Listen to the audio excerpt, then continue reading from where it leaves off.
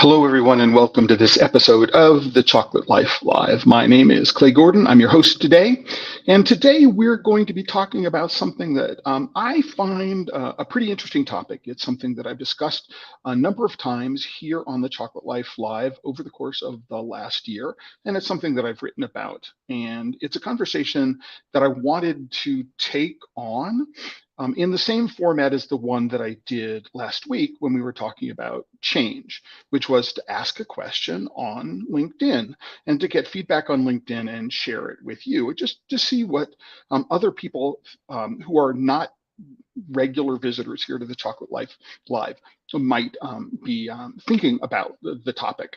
And this topic is quality today. So before I jump in, what I want to do is I want to remind people that you can go into the comments wherever you're watching, YouTube, LinkedIn, or Facebook, and you can ask a question, you can post a comment on any of this, or just please let me know where in the world you are connecting from. Not that you're connecting from YouTube, LinkedIn, or Facebook, that I can see, but if you are connecting, so where in the world, what country in the world you're connecting from, because it always helps me to understand where people are connecting from. So with that, let's get started with today's topic.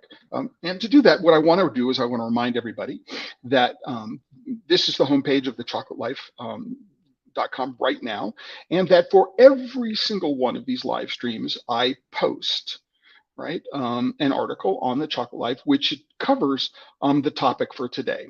And here we have the post for today's live stream. It's about the topic of quality, improving cocoa quality, and why. And the real question here for me is, this sort of seems like a silly question, right? So why not improve cocoa quality? I mean, why is there a question about improving cocoa quality? And before I get to the responses on LinkedIn, or the responses on the post that I made on LinkedIn, what I want to do is I want to start off with number one, the way I define quality, so that you know where I'm coming from when I make this conversation, when I start this conversation. And then I want to share a personal anecdote that I have from my experience. And that is, when I say quality, what I am referring to is a basket of attributes. Every single one of us has a basket of attributes, and that basket contains things that are important to us, right? And ultimately, it is what I'm willing to pay for my basket of attributes that determines quality. So quality is in the wallet of the buyer. If I'm not concerned with an attribute, I'm not willing to pay for it, right? So quality is this very, very complex thing, and every single one of us has our own independent, individual definition of what quality is. And so, for example, if I am an industrial chocolate maker, for me, the primary attribute in my basket for quality might be price. Right. So I am only willing to pay a certain amount of money for my cocoa beans, and that determines what it is, a lot of what it is that my definition for quality is. Now, the reason why I mention that is that I had a conversation or an email from a Chocolate Life member who said for him, so at a minimum, quality is meeting some minimum standards. Okay, I mean, there's some standards. I get to set these standards. That's my basket of attributes.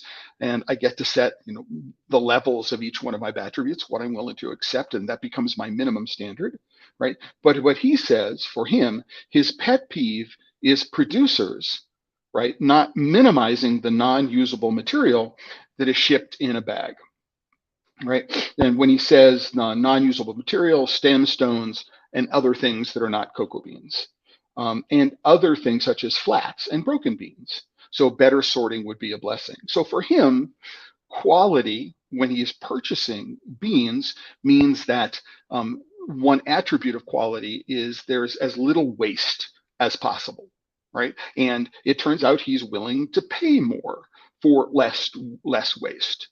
Right. And one thing he would like to see is he would like to see producers spend more time cleaning their beans, right? And shipping less waste with them. However, cocoa farmers get paid by the pound or get paid by the kilogram, and so they have an incentive to ship more waste in their beans. And so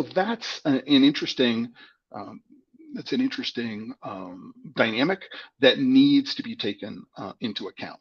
So what do we mean by quality? There is no absolute definition of quality. All definitions of quality are subjective, right? This is what my minimum standards are in order, to take the language from this Chocolate Life member. This is what my minimum standards are. And as long as the product which I'm looking at meets those minimum standards, it might have a particular level of quality. It might be acceptable quality. It could be very high quality. I get to decide what those levels are. And then I get to decide what it is that I'm willing to pay for those levels of quality. Now, why could this be? Why is this an issue, right?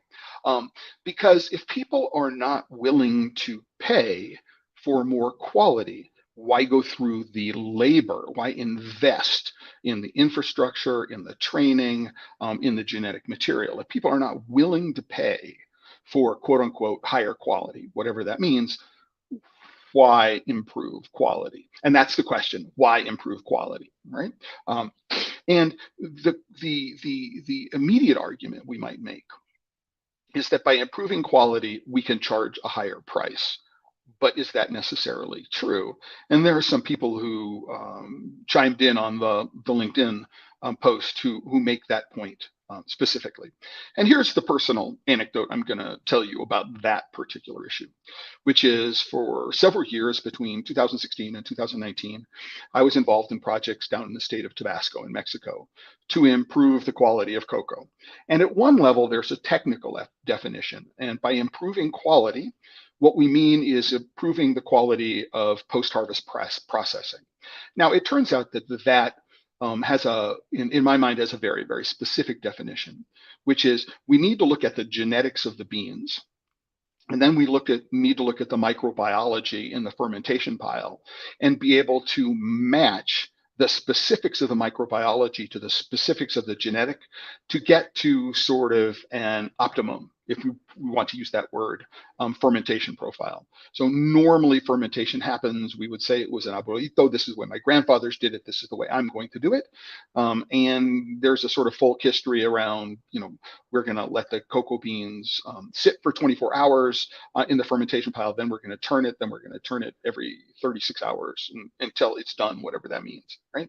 And maybe they put their arm in it to measure the temperature, and maybe it's by smell or a combination of those things. So when we talk about improving fermentation quality, what we mean is we are fermenting appropriately for the genetics, right? And an example, again, in Tabasco, would be there was a very, very famous set of beans from Rancho La Jolla, which everybody thought was this, it has two names in Mexico. One is called C1, the other one is Carmelo.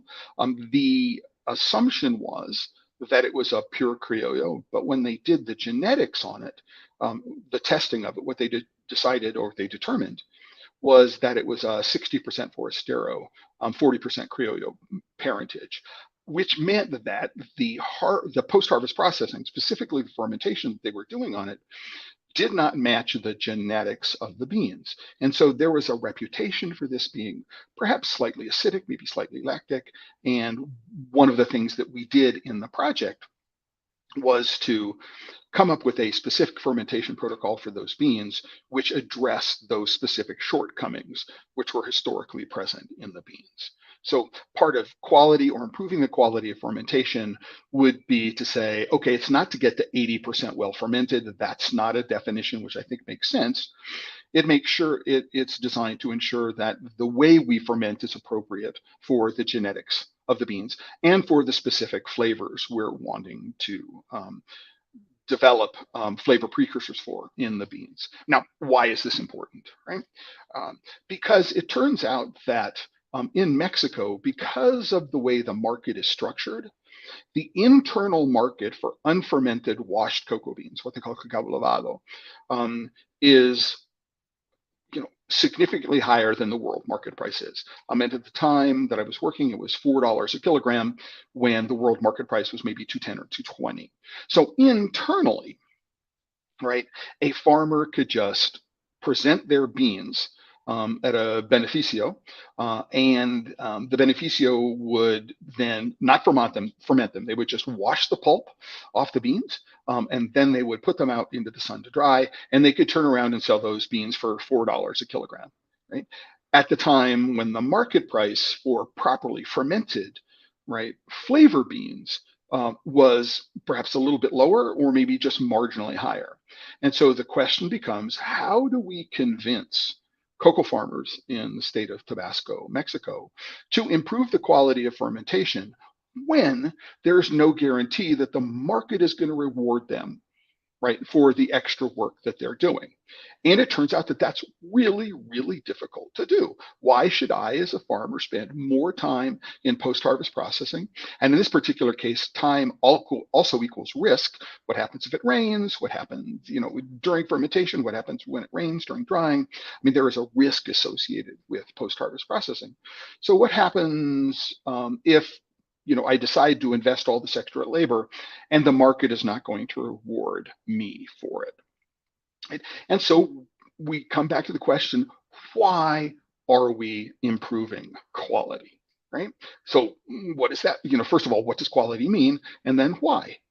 Why are we doing it? And I think that if we examine one of the rationales, one of the things that many small chocolate makers express when they get into their chocolate making business, is what they want to do is they want to go and work with their producers and improve the quality of their cocoa. Now, I have a problem with that. Number one is that if I am somebody who does not have a degree in agronomics or agronomy, I don't have a degree in fermentation science, and specifically in cocoa fermentation science, right? Maybe I had a prior career as a doctor or a lawyer, right, or an accountant or something like that, and I got into chocolate as a second career, a later career. Why would I know anything about what improving quality actually means? So what they might have is a standard, right? So like 80% well fermented, and their idea of what quality is not necessarily scientifically validated. So where does that come from? Right? Where does the notion of 80% well fermented come from? It comes from, number one, a cut test. The cut test was invented as a way to be able to very, very quickly identify the distribution of fermentation in a lot of cocoa beans. So how many of them were under fermented, how many were non-fermented, how many of them were fully fermented, were they fissured? These are visual indicators of fermentation. And what I want to know is, does the batch of beans I have in front of me that I've just tested with a cut test, does the distribution of fermentation match the distribution of fermentation from the last batch of beans that I purchased? And the reason why is I want to know, is this batch of beans will produce chocolate that was like the chocolate that is like the chocolate I already know how to make from these beans with a given distribution of fermentation. And so that's where that measure comes from, 80% well fermented. Now, it might turn out that from a flavor perspective, you might have a fermentation distribution which says that fully fermented or well fermented beans could be 40% or 45%. Right? And that would be for those genetics, for the kind of flavor and the kind of chocolate I want to produce, that distribution of fermentation might be more appropriate for what it is that I want to do. So the notion of 80% well fermented as a standard for what quality is actually putting the bar in the ground in the wrong place. Right? So and what it does is it just merely represents, this cut test merely represents a way to say, oh, is this bag of beans, is this batch of beans that I have, will it produce chocolate I already know how to make based on the distribution of fermentation from batches that I purchased in the past? Right? But it really doesn't tell anything about quote unquote quality, except where quality means, oh, this is consistent with what it is that I already know how to do. And that is one of the one of the attributes in people's baskets. I mean, for industrial chocolate makers whose goal is to end up at the same flavor every single time, having beans that deliver consistent distribution of fermentation makes the job of arriving at their destination a whole lot easier. So they might not have to change their roasting profiles. There are other things that can be done in manufacturing in order to meet a specific flavor profile, but you get the idea is that consistency might be an attribute in someone's basket that they prize very, very much. So I would suggest that if you're a craft chocolate maker, um, maybe looking at a batch of beans. So, for example, the 2019 harvest as opposed to the 2018 harvest, or the wet harvest as opposed to the dry harvest, where we know that the beans will have different flavors, that looking at those as creative opportunities, because we know that the chemical composition of those beans is going to be different. And then if we roast them differently, we're going to be able to coax different flavors out of them. So for a craft chocolate maker, the lack of consistency, right, in the absolute sense, might be something that they are intrigued with and something that they value very, very highly.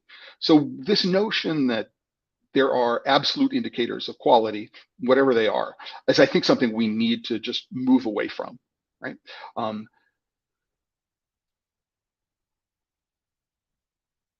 and that's really hard for us to do because every one of us has our own inner sense of what quality means to us, and we hold on to it, right? And so when we talk about quality to another person, many of us lack the language to talk about what quality is because at the beginning we don't actually have a definition for what quality is in a more abstract sense. And that's what I think I want to get into when I get to some of the LinkedIn conversations. Before I do that, I want to give a quick shout out to Banu Pratap Solanki. Always a pleasure. Thank you very much for those very, very kind words. From Olga Zwemer Alves in Sao Paulo, Brazil. Olga, thank you very much for letting us know where you are today. And Natalia Evangelista, who's connecting from Brazil, Altamira. So, Natalia, if I'm correct, we had Chocolate Xingu in the last week or so in Brazil. Unfortunately, I was there last year. I had a great time in Altamira. I didn't get as much time in Belém as I had hoped to when I was there last year, and I hope that the festival Chocolate Xingu went really, really well in Altamira this year. I wish that I could have been there. So, having made that introduction, what I want to do is I want to go and take a look at the LinkedIn responses. So this is most relevant. It's not the most. It's not based on what is the most recent post. It's most relevant. I did this because I wanted to um, have my comment come up first, right? Which is after reading a bunch of posts. There are how many? There are 27 comments on this post, and about 1,200 impressions so far on the post. I asked the question because nobody was talking about what quality meant, right? So, what did quality mean to them? They were using the word quality as an abstract concept without definition. And so I asked the question. I'm curious as to know why no one is talking about quality. And then the following question is this because quality means the same thing for everyone, and so it doesn't require defining? So, this is a really interesting bit of nuance. So, um, this is a self-selected group. It's a group of people who are in the cocoa and chocolate world who are focused on, there's an acronym which gets used, FFC, Fine and Flavor Cocoa. And so we have perhaps an idea, a shared concept of what quality means. It means well fermented, whatever that means. It means well dried, whatever that means. It means interesting genetics, whatever that means. And so we're talking about cocoa beans that make interesting chocolate. And that's our definition for what quality is. It's a shared definition. And that's something that Nick Saxby, who's the commercial director at Cocoa Runners in the UK. Listen, if you guys don't know about Cocoa Runners, a website looking to purchase a wide variety of craft chocolates that can be shipped almost anywhere in the world. They do a really, really good job of curating a selection on a regular basis. So I can recommend Cocoa Runners as a website to go and satisfy your craft chocolate Jones, if I can use that term. But Nick says, for craft chocolate and fine flavor cacao crowd, he reckons that it's exactly that. And they're probably largely who's engaging here. Yeah, we have a shared definition for what quality means, and therefore we don't need to discuss it among ourselves because we think we're talking about the same thing. And I think that's the really important point here is we think we're talking about the same thing. I suppose the question is unless we have this conversation, conversations like the one I'm engaged in today, are we all really talking about the same thing? And so what I'm getting the LinkedIn comments up here on the screen. I want to let you know that a link to this post on LinkedIn is in today's post on the Chocolate Life for this live stream. So you can go and follow along yourself if you want to. So yeah, so you can go to the Chocolate Life Live. You can come to here's the post for today's live stream. Here's the link to the YouTube channel. I'm not going to click on it because this would be live, and so there'd be this weird delayed echo. And here is the link to the post. So if you click on this post, what you'll do is you'll go to my LinkedIn post, and there you'll be able to read all the comments from it. So I want you to know that I do this for every single one of the live streams. Then we also have a link to last week's conversation, which is if you could make just one change, what would that change be? Here's the question: what does quality mean? What does improving quality mean? Right? How quality should be improved, and why should we be concerned about improving cocoa quality? So those were the questions that I asked people in LinkedIn to consider. Here are some of the responses. I did screen captures from some of them, and then we've got these things here. So really interesting.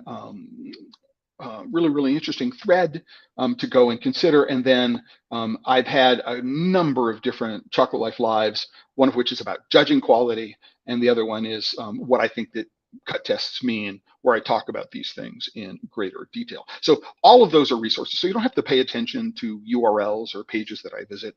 All the links are here on the post for today's live stream. So let's get back to LinkedIn.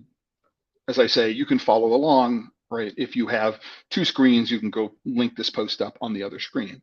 But what I want to do before I continue this is to say hello to the people at Fjord and Chocolate in Norway. Hey guys, thank you very much. And congratulations on your placing at the Craft Chocolate Challenge competition. It was really fun to have a chance to taste your chocolate. Now, I also want to say hello to Juan Gonzalez. Juan's is with Madco, the Mexican Arabica Bean Company, if I'm correctly. In addition to importing coffee, he also imports and distributes cocoa beans from around the world. So for Juan, who is an importer and distributor of cocoa beans, quality means good fermentation, good dryness, not high humidity, good selections. I'm going to say that probably is genetics. So far, I mean, quality, good fermentation, good dryness, right, and low humidity are kind of synonymous, I think. Good genetics, traceability, and clean beans, right, which means that 850 grams of beans for every kilo. So that's 15% trash, which I think is a little bit high. But notice that, if I can, Juan, I hope you don't mind, is that these are all technical parameters. None of this about quality and so that you've mentioned so far, is talking about the flavor potential of the beans, which I think is interesting because I think that one of the reasons why you would go and you're not looking for blends of beans from different farms or different origins. You're focused on, the flavor potential of a single farm, of a single place. And so there is an implicit idea that flavor is important to you. So it is the flavor potential of beans, and you notice, the difference from these beans from Colombia and these beans from Venezuela, these beans from Brazil, perhaps, they all have different flavor potential. And yet the representation of quality is all around technical issues, which is good. I mean, as an importer and distributor, you need to know that the beans that you're offering meet basic minimum technical standards.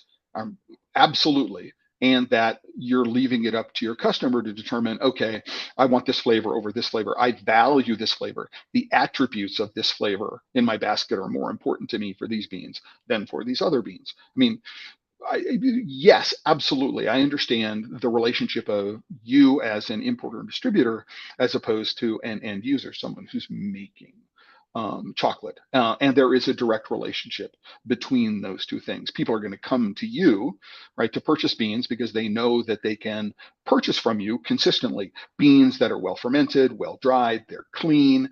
Not only are they well dried on the drying pad, but there's low humidity, so they're not going to be moldy and mildewy. There's no insect damage. All these kind of technical parameters are important to you because they're important to your clients. So absolutely. But I suppose you're doing the first triage stage. So you're saying, oh, I think these beans would make interesting chocolate, the flavor potential of these beans. And to some extent, you're making the decision about which farmers to represent based upon your experience that, ooh, I think these beans would make interesting chocolate.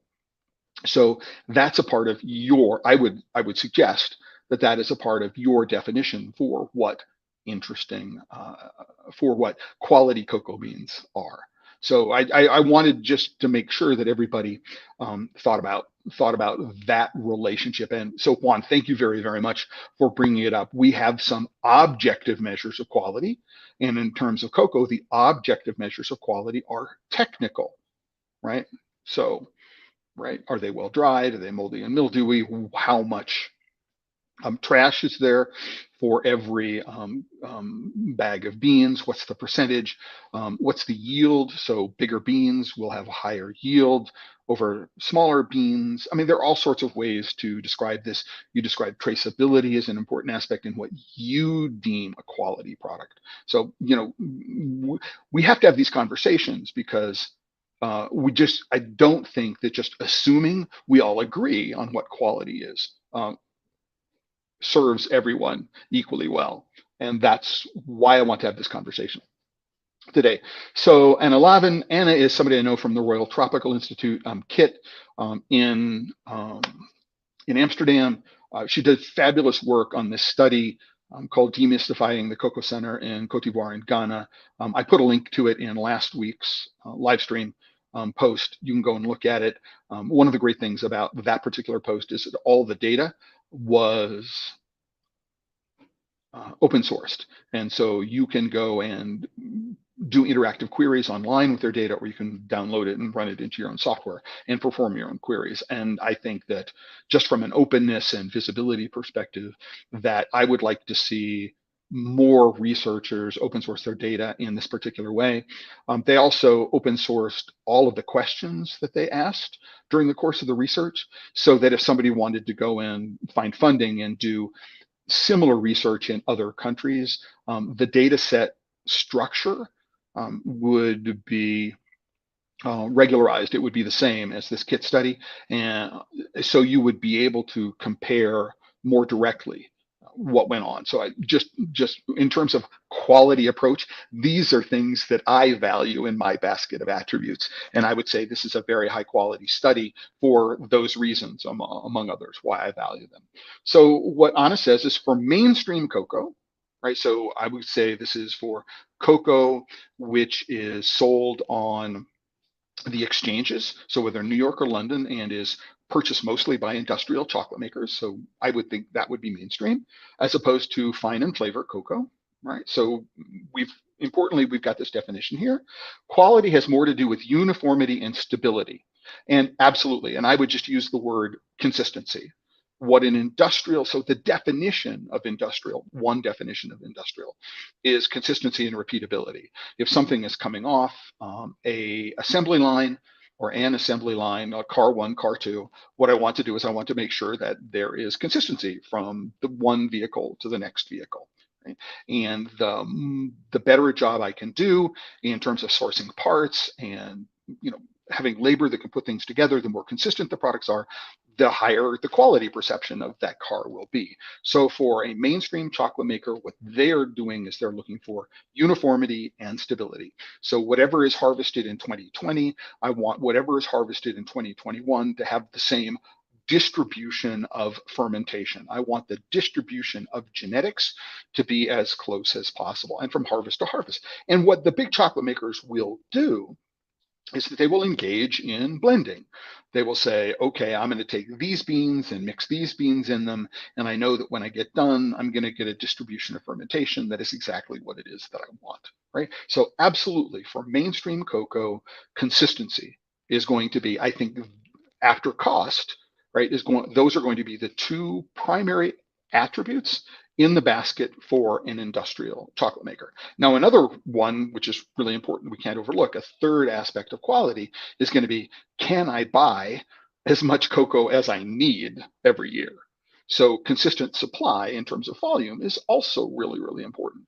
And I know from talking with people like Gary Guittard about and I less so with John Kehoe, but certainly with Gary, about how they decide which origins they're going to um, purchase beans from, is not only do they want a consistent quality, so from harvest to harvest to harvest, the beans are going to be roughly the same, but what they're looking for is, listen, if I need to purchase 50 tons of cocoa beans to make this particular chocolate, I need to make sure that there are at least 50 tons of cocoa beans available for me to purchase at this level of quality in terms of distribution of fermentation and genetics every single year. So supply is also going to figure into an industrial chocolate maker's idea of what quality means.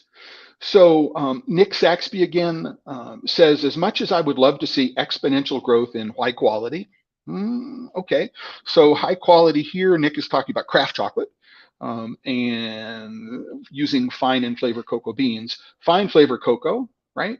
I'm not sure the world is quite ready yet. I'm sure the world is not ready yet. All right. But consumers at large don't even know how to identify flavor quality in their chocolate, let alone demand it. And this is a really, really good point, which is why are we concerned about improving quality if the market won't support it? So we talk about sustainability, for example, and we talk about environmental sustainability, economic sustainability. We talk about social sustainability, right? Those are things which exist in producing countries. We want to make sure that the cocoa beans, for example, right, we're not harming the local ecosystems and we're supporting the ecosystems that are dependent upon our farming activities. Then we've got the notion of economic sustainability, which is the farmers need to be paid enough in order to be able to implement the goals for environmental sustainability. And then the farmers live in communities, and the communities need to be healthy and thriving. So that's social sustainability. We think about those things as problems in producing countries, not in consuming countries. But it is the consuming countries which create sustainable markets. We need people who are willing to pay what it takes to ensure all the sustainability requirements in producing countries. And so, definition of quality. I mean, I was engaged in a conversation in Reddit where somebody literally came out and said to me, listen, why should I care if there are child slaves, right, harvesting cocoa in West Africa? Why should I care? Right. And if we don't have people who are concerned about quality at any level, then why are we doing it? Really, really important point that Nick has just made. Consumers at large don't even know how to identify flavor quality in their chocolate, let alone demand it. And they're not going to demand it for the most part. On an abstract level. I mean, Tony's Chocolonely has been good at identifying an issue. Oh, slave-free chocolate, for example, and people are buying the chocolate as much because they think they're doing good as because the chocolate is tasty. It is possible to get people to change purchasing behaviors based on abstract ideas that don't affect them personally. But by getting getting consumers to care about quality, we have the possibility of being able to produce more beans, sell them at higher prices to produce better quality chocolate. Nick says, this is Anthony Fountain, a voice network. Point is a big one. Ultimately, most chocolate consumption is about isn't about quality. That's true. Most chocolate consumption isn't about quality, at least not in any sense that craft chocolate nerds. And oh, by the way, my tattoo here says Coco Otaku. So otaku is a Japanese word that means geek or nerd. I'm literally branded, right, with this whole idea about Coco Geek. And I carry it around, and it's a reminder to me of why I think it's important to do these things.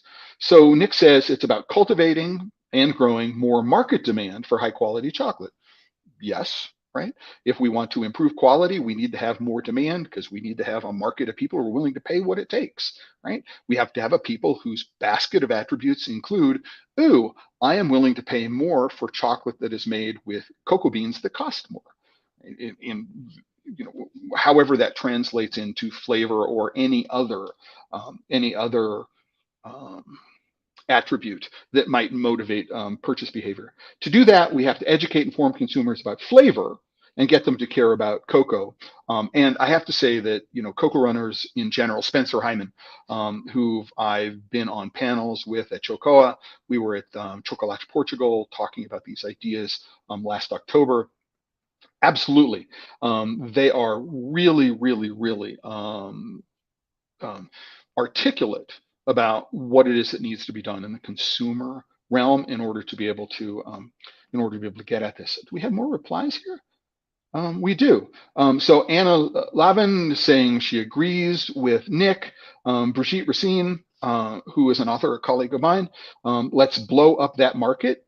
Yeah, I mean, the question remains, how are we going to blow up that market? Maybe we'll get to that in the course of the next 20 minutes. I asked the question, Nick, how do we go about cultivating and growing more market demand for high quality chocolate?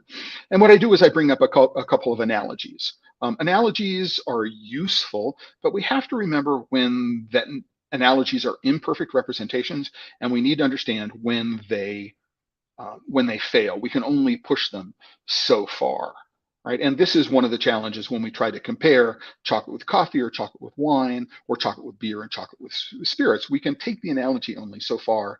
And then there are aspects of the dynamics of the economics of cocoa and chocolate that make the analogies fall apart. So we need to know. So I asked Nick, right, do we have to get them to care about the cocoa itself?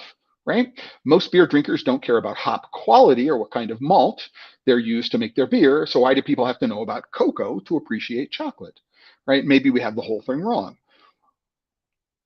Yeah, I mean, how many people? So I might care about the kind of hops. So I might have a Citra hops, or I might have a Centennial, or I might have other kinds of hops, and I might have educated myself to know about this hops contributes this kind of flavor to the beer. This hop might be more bitter. I mean, there are techniques, dry hopping, for example, that will give me different flavors in the beer. Right. But do I need to know about the particular kind of malted barley that is used? I mean, do I need to care that the underlying grain is rice as opposed to something else? Maybe I don't need to do that. We're all focused on the wrong thing when we're trying to get people to talk about quality chocolate and why they should care, right? And again, I point out, not to diminish anything Cocoa Runners is doing or are doing, but sometimes I wonder if one of the reasons we're struggling to grow demand is that we're tilting at the wrong windmill. Right? And so that's one of the reasons why I want to have this conversation about quality.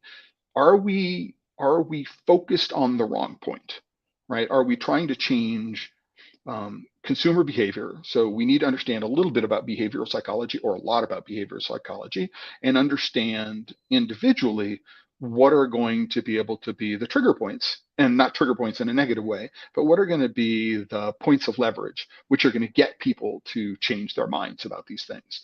And if we're paying, spending all of our attention trying to leverage the wrong points, we're going to have we're never going to be successful, right? Nick writes back, and again, this is what I wanted to do. I wanted to get this conversation going on LinkedIn, and I wanted to get it going in advance of this post. So I think what people care about is their own personal experience of flavor. Absolutely. Some people like very high IBU, International Bitterness Units, IPAs. Some people don't like IPAs at all because they don't like bitterness. Ooh, they might attribute a high bitterness beer with an experience with very bitter coffee. Maybe they throw a lot of milk and sugar in their coffee. Maybe they only drink milk chocolate. Are there consistencies between these kinds of flavor profiles? Research might be interesting to find out. You could drop the world's quote unquote best quality chocolate into someone's lap, but if they don't have the tools and experience to understand its flavors, then it won't have much of an impact on them. That's true. I had an experience many years ago doing a wine and chocolate tasting when I asked people, after I'd spent a lot of time pairing sort of big red wines with big dark chocolates, I asked people what their favorite wines were, and somebody raised their hand and said, White Zinfandel. And this is not a knock against White Zinfandel. I think there's a time and a place for White Zinfandel. Listen, if it's a hot summer day and I'm looking for something bright and refreshing, and maybe I'm going to throw in some sparkling water and a cube of ice, why not, right? It's not something I would necessarily go to on a regular basis. But if my favorite wine is a White Zinfandel, I may not have the background and experience to be able to appreciate a really, really big red wine. In which case, would they have the experience to be able to appreciate a big dark chocolate? And maybe not. So I think that's a really, really good point that Nick is making here. With craft beer, very few people are interested in the technicalities of hops and flavor and whatnot, but they do have a strong sense of what flavors they like and an understanding of the diverse spectrum available. So yes, absolutely. But here's a mechanism that I want to point out, which is an analogy and a similarity between beer and coffee, which is I go into a specialty coffee shop, there is an expert, a barista, right? And that barista can describe to me the differences between any of the single origin coffees that are there and help me make a decision about what it is that I want to purchase from them. So the barista at the point of purchase is educating them prior to the actual purchase. And I think that that's one of the things that a good bartender does. You can walk into a bar, be unfamiliar with any of the beers, and the bartender will explain to you, right, what the differences are between the beers, which are not obvious from whatever label is on the handle of the beer, right? And whether you're in the UK, whether in the US, listen, I'm brand new in Prescott, Arizona. There are a bunch of craft beers from the Southwest that I'm not familiar with, being from New York beforehand, is going into the bar and asking the bartender what's there, and then to be able to say, "Ooh, is it possible to have a small taste of things?" You don't get that in chocolate at all. And so where are the opportunities to educate people about chocolate, which are in social situations like the one that I experienced in a beer bar or a wine bar, right? Or in a coffee shop? They don't exist, right? And so, right? So what is the mechanism of education? If the mechanism of education is abstract and people don't have a chance to widely sample, maybe that's the windmill, right? We're tilting against. Maybe some of it's just about exposures. Craft beers are more readily available, but I think that people essentially need some help in accessing and interpreting chocolate's flavors. And from that flows the care and interest we want. If people can't tell the difference between something fruity and something earthy, we can't expect them to connect with the messages about the nuanced differences between origins. Absolutely, right? And the challenge, Nick, is how does this education take place? I think perhaps more importantly, where does this education take place? Right? I'm convinced that people can be shown the personal value. Ooh, what matters to me? Absolutely. What they're putting in the mouth, the interest to know how and why everything else matters flows from that. Yes, what you've done, I think, Nick, is you said, okay, I need to be able to personalize my connection with whatever it is that I've got. Once I've got that, if I'm a curious person, I'm going to want to know more about how and why it's different. Right. And so absolutely, I think you've made, I think, a really touchstone, important argument. And trouble is the vast majority of people who are starting from scratch the vast majority of the people are starting from scratch on that journey. Yeah, absolutely. So Anthony Fountain makes the point, and this is, I think, one of the first posts that was made on this. Anthony has been very generous with his time, as have Nick and Analavan, about contributing to these threads. So what Anthony says is, when I graduated from high school, my grandmother sent me a birthday card from Larson's Far Side. The caption read something like, "Mrs. Brown was crying reverse psychology in class today." It showed a classroom full of students and Mrs. Brown saying, "If you don't pay attention in school, because society, I don't care if you pay attention in school because society always needs people to work at McDonald's." The point he's making, the point that Anthony wants to make through um, this discussion, is there is only a small percentage of chocolate eaters that care about quality chocolate. That is true. There is only a small percentage of chocolate eaters that care about, quote unquote, well, that care about quality in the same way that we care about quality, right? So there are a lot of people who think that Cadbury Dairy Milk is very high quality because it doesn't taste like vomit, which is what Hershey's chocolate tastes like. So we need to be very, very careful here about how we're using the word quality, because quality is very individualistic. There is no absolute measure of quality subjectively when it comes to a taste perspective. Objectively, I could say this is a well-made chocolate or this is a poorly made chocolate, right? But when it comes to flavor, every single one of us has our own sense of taste. Every single one of us has our own sense of smell. We all grew up in different food cultures. And so we're all going to have a different definition of what quality when it comes to flavor means to us. The vast majority of cocoa is in bulk and probably will be bulk basically for a long time still. You know, the answer, Anthony, is unless climate change becomes real severe and the vast majority of cocoa farms currently in existence are no longer able to be maintained, I think that there will be a retreat into quote unquote higher quality genetics. And so I don't, you're right, unless there's a major economic a climate disaster. So while raising quality might matter on a microeconomic level, on a macro level, it doesn't make much difference. I would say it doesn't make any difference, right? And here's the point. You know, all of the big chocolate companies have a fiduciary responsibility to minimize the cost of ingredients. They're going to do everything they possibly can for as long as they possibly can to be able to make sure that cocoa is cheap, right? And so there is, at a macro level, there is no movement, there is no social pressure to say we need to improve the quality of cocoa. It's divorced from livelihoods, lives and livelihoods of farmers. There's not a personal connection, the emotional connection that people make. So every farmer that can improve quality should. I would question why, if they're not going to get paid for it. Why should I improve quality? Why should I invest the time and the money in infrastructure and training and labor if I'm not going to get paid for it? So I disagree wholeheartedly with the point that every farmer that can improve quality should, right? But only if there's sufficient market. Absolutely right. So you gotta make sure that you're reading through the entire sentence to understand. I agree with you. They should only do it if there's a market demand for what it is they're doing, right? Otherwise, fine and flavored cocoa will become worthless due to oversupply.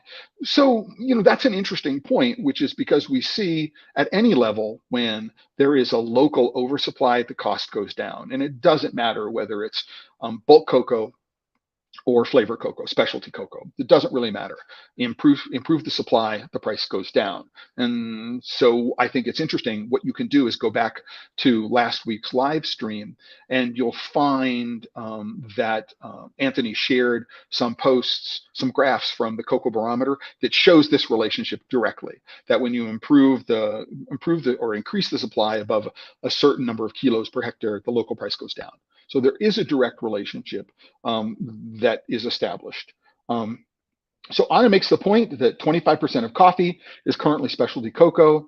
Let's collaborate more to increase market segment for quality and sustainable chocolate, giving both farmers and consumers more options. And I think the answer there is, how did coffee get to 25% of the market? How did specialty coffee get to 25% of the market? And what are the dynamics that led to that? And how can we learn from how specialty coffee grew, right, in order to be able to find out which windmills we should be tilting out in order to make that happen? So Nicholas Filipov, I don't know who he's head of marketing communications for, responds to Anna saying he agrees, except that recently I've seen some small chocolate makers coming from the industry after being frustrated with the impossibility to make better chocolate from the better beans they're increasingly working with. Change might come from within the industry, but not the way usually announced.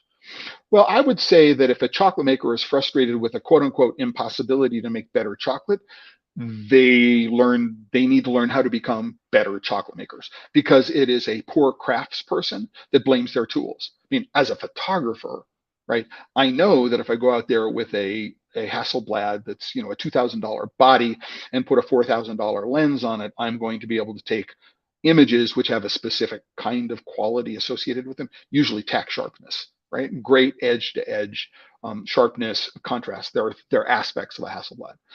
But if I have a 35 millimeter camera, or maybe what I have is a toy Diana camera, right? It doesn't mean I can't take great images with them, right? I don't blame my camera for my inability to make great images, right?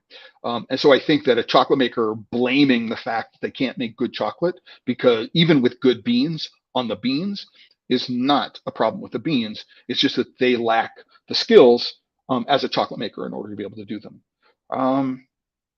So what I talk about here in response to Anna is I mentioned Spencer Hyman at Cocoa Runners, with whom Nick Saxby works. They make good points about the social nature of consumption of specialty coffee, right, and the role the barista plays. And I've mentioned that the role the bartender plays. The mention the sommelier at a wine bar or in a restaurant plays. I mean, these are really important social situations, and we don't have those social situations for chocolate, right? And then Howard Schultz, who's a guy who took Starbucks as a small chain in Seattle and blew it up globally. His genius wasn't that he realized he was selling coffee. He realized he was selling a lifestyle. And by getting people to buy into his notion of lifestyle, he's able to blow up the Starbucks brand. Is it great coffee compared with other specialty coffee? No. Do lots of people like it? Yes. Right. I'm not making a value judgment here. What anybody likes is what anybody likes. But it may be that a lot of what it is that Starbucks is selling is sweet drinks, drinks with a lot of milk. And so are people really buying the coffee experience there? Maybe not. And so if they go into a specialty coffee shop and there are some really, so, how many Frappuccino drinkers would really be able to sit down and take the time to appreciate a Panamanian geisha? I don't know the answer to that question. But I think that sort of discussion may point to one of the challenges that we're having. Anna is saying, why are consumers not interested? For wine and beer and coffee, we see consumers are willing to pay for quality and taste, at least occasionally. There's also a major difference. Wine and coffee, they have alcohol in them, right? Or I'm sorry, wine and beer have alcohol in them, right? And so they are consumed very, very often in social situations, not solitarily. Coffee, specialty coffee, is often consumed in a social situation. Or what I've done is, if I'm a follower, for example, of James Hoffman, what I've done is I've made a ritual of it. I become very, very technically interested in, do I have the right grind setting? Do I have the right roast setting for this bean? How have I been able to dial in my espresso maker in order to be able to produce the perfect shot for me? What level of extract? I mean, I can get very, very caught up into the ritual, right, of coffee making for me. And where's that ritual in chocolate making? It's not really available. And then we have Anthony Fountain. Wine, coffee, and beer and whiskey are tastes that you acquire as an adult. So this is another great observation, which is chocolate is a product that many of us begin to eat in childhood. And so our tastes as adults are very, very much influenced by our childhood favorites. So, for example, here in the United States, most people grow up on Hershey milk chocolate. And so, but if I grew up in the UK and I grew up on Cadbury Dairy Milk, it's like, how, you'll look at us Americans and go, how can you eat that stuff? It tastes nasty, right? But it represents a flavor from childhood that is very, very familiar to us. And we might go and look at Cadbury Dairy Milk and say, we don't like it, right? So chocolate is something we grow up loving from a very early age. And so instead of having a palate that needs to be kickstarted into liking the place, you already have deeply ingrained neural pathways around the kind of chocolate that you like. This is really, really important. I think there's another point that I'm going to make further on. I want to jump ahead of here. Is that there is a perception, for example, that chocolate above 70% is going to be bitter. And so, which is not true. There's no direct correlation between cocoa percentage and bitterness. But we've also been told that 70% is high quality chocolate, although it has, cocoa content isn't a reliable indicator of anything other than the amount of sugar that's in the product. And so people have this misperception and misapprehension about what we would consider to be a quality chocolate and the attributes that make it valuable to us and what they consider to be a quality. They want low bitterness, right? For example, right? And so how do we communicate around that apprehension that they've got? Nicholas Filipov says we should prioritize educating kids. Yeah, I mean, I think that as adults, we are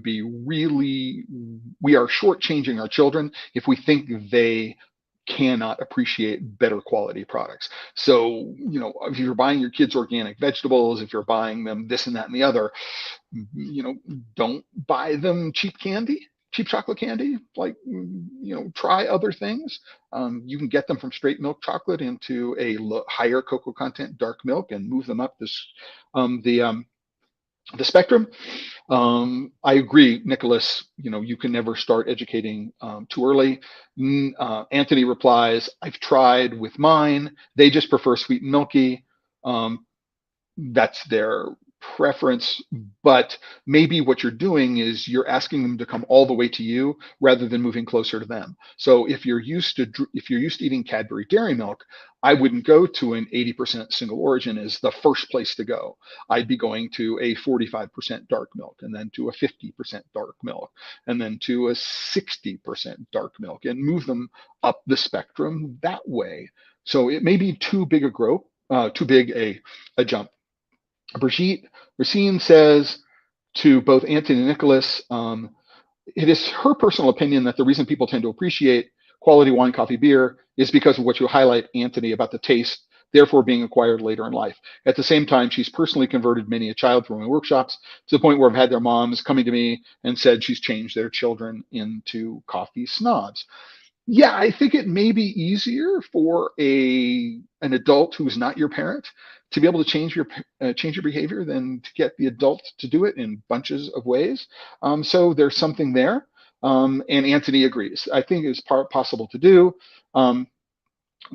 So yeah, I mean, we need to understand the circumstances around this. I want to jump here and very, very quickly.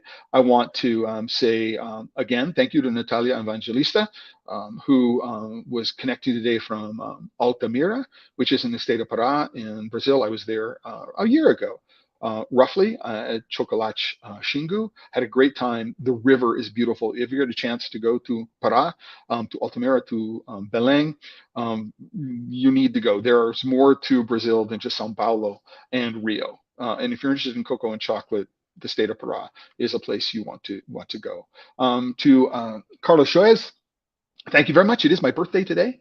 So thank you very much, Carlos, for recommending, not for recommending, but recognizing that for me, in case anybody's interested in number 65. And then also from Olga Zwemmer all of us on this particular point.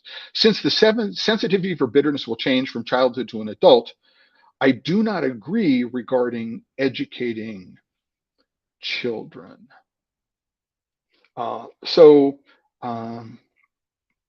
Sensitivity. So yes, I mean, there is something so bitterness in nature is a sign of poison.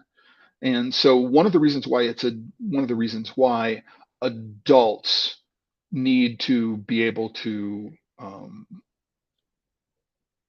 tolerate to some extent bitterness, right? Is as a young child, my parents will go and be that first line of defense for me. I don't have a need, evolutionarily speaking, to be able to be sensitive to bitterness in a way that's helpful to me. Again, in terms of will I live long enough to reproduce? So evolutionarily speaking, so we do need to be aware of the fact that yes, one of the reasons why I might drink light and sweet coffee when I'm younger and then move to dark coffee when I'm older is that because I have developed the ability to tolerate bitterness. My sensitivity to bitterness has changed. And that is a physicochemical um, action in the tongue. It's genetically related. Some people will say that being a super taster means you are more more sensitive to bitterness as an adult in a way that can become extremely objectionable. So it's really important to know that that again, every single one of us has our own sense of taste. That we need to find the things that are individual to a particular child, and not assume that all of our children is going to be the same, or that everybody else's children are going to be the same. I go and I reiterate this point, right, about bitterness. Is that related to quality, which I defined in the live stream, is the misperception that high cocoa content automatically means bitter, right? And I think that that's one of the things that the industry has not been good at communicating about. We assume that 70% is the minimum acceptable quote unquote level for quality quote unquote. And most people are going, "Ooh, my experience with bad chocolate or my experience with industrial chocolate is that anything which is even approaches 70% is bitter." And so would I reevaluate the use of bittersweet in the standards of identity? Absolutely. Right? Sweet chocolate? Absolutely.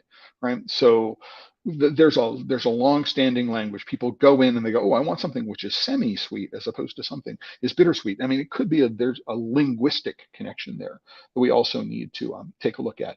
Brigitte says she's seen a lot of that misperception in her workshops. There are people who know such a thing as cocoa percentage. There are people who know what that means, but most people don't know. So maybe we're communicating about the chocolate in the wrong way. So Anna is talking with some people, including Jack Stein and Carolyn Lubers, who are two of the co-founders, or the two co-founders of the Chocoa Conference, who reflect the change we want to contribute to with Amsterdam Cocoa Week and Chocoa. It is not just about promoting sustainable chocolate, but it's about making consumer aware that high-end chocolate and a cool, future-proof lifestyle. I'm not sure that chocolate is a cool, future-proof lifestyle, um, but um, but Brigitte does agree, and so I'm gonna ask Anna and Brigitte what they mean by cool. But by the way, these are things which have come in since I opened this particular document. Anna, thank you very much for shouting out. This has been um, I do these live streams as much as anything for me to learn for myself. I mean, much as I would like to know everything there is about cocoa and chocolate, it is impossible. And so by engaging in conversations with this, engaging in the process of preparing for these live streams, this is a learning journey for me. And this is one of the reasons why I still do them, because every single one of them represents a new opportunity for me. Um, Philip Kaufman, who is the founder of Original Beans, his family has a long history in the environmental movement, makes a really, really interesting connection about how confectionery might be more, um, the analogy might be closer to the meat industry. So industrial meat than it is to wine in a lot of different ways. He says, what can we do?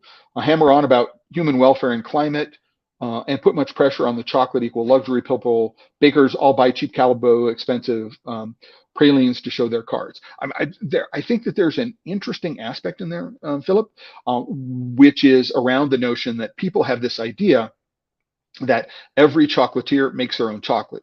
Godiva doesn't make their own chocolate. Neuhaus doesn't make their own chocolate. When we think about the best Belgian chocolate, who are we talking about? What brand are we talking about?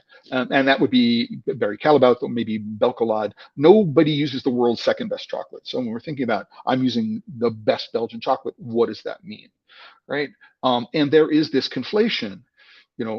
Many people don't know that the little chocolate maker, the confectioner down the street, the candy store down the street, they don't actually, bring in cocoa beans and make chocolate, right? And so this is where there is this one of the places where there is a fundamental disconnect that needs to be educated about.